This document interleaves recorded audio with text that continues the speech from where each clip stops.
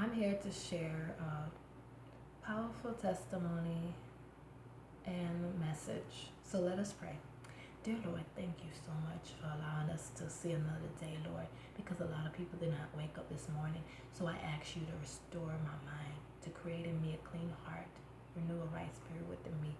Let me say your words, not my own words. In Jesus' name, I pray. Amen. Like I told everyone, is Appreciation Week, and the main person I should be appreciating for anyone was the Lord. And I was thinking about it yesterday really hard, and I said to myself, God, you brought me from so far, even starting in my mom's stomach.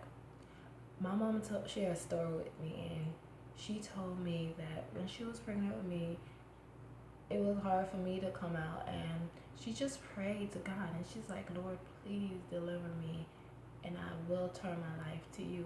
I give my life to you.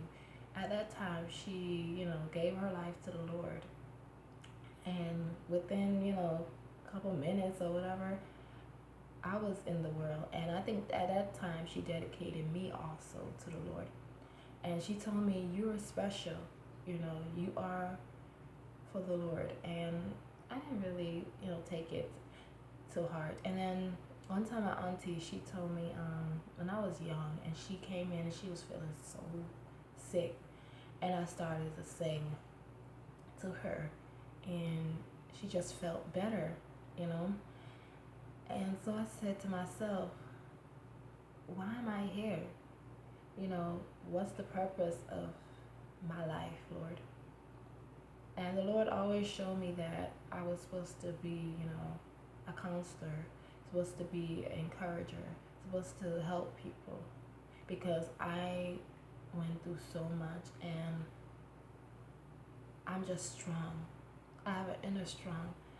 And some days I wanted to give up. I'm not gonna lie. Some days I wanted to just say, why? I had two babies back to back. It was hard.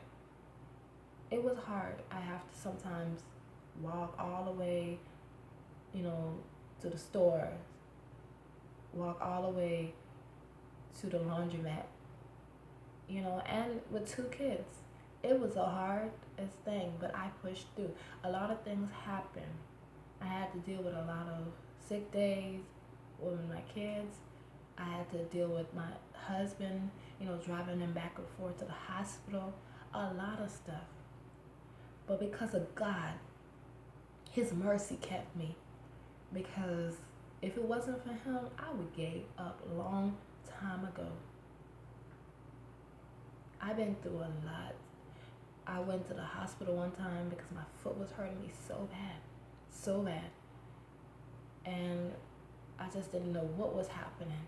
And I screamed, and I just screamed. And I was in so much pain, but God, He helped me. I pushed through all that pain because of God. And eventually the next day, I was pain free because I decided to take some natural remedy, natural things to help me to go on with my pain. And before also, I was in a car accident. We was going to get my friend. Her mom was driving, and everybody was in the back sleeping.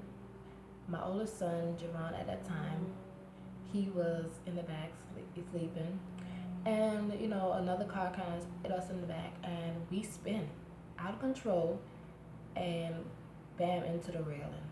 We all wake up and we started to cry.